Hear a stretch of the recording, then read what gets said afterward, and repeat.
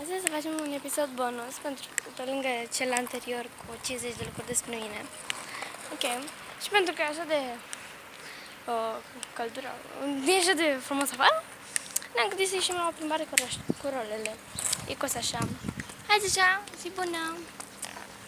Bine, am mai ieșit și un singur ca să vă arăt o chestie. E o casă unde s-au bătut niște oameni până s-au omorât. Și e cam frică să trec pe lângă ea, de data asta să trec.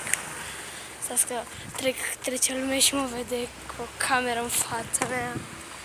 O să creadă că sunt o nebună. Da. Hai așa, mai repede. Hai așa, nu-ți mai fie frică de role. Asta. Da, câini. Ok, deci, nu vreau să mă duc acolo. Așa că vă arăt de aici. Mi-e frică.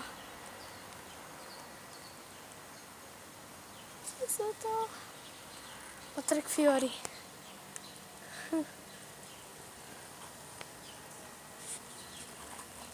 Dar nu știu dacă se vede bine. Uite aia de acolo din față. Se vede mai neagră, dar am dat eu pe ea.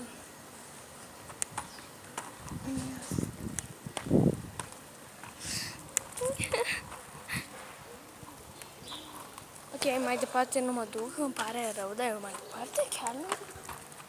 Și în plus am văzut ceva acolo care mă înspăimântă. Ok, pa!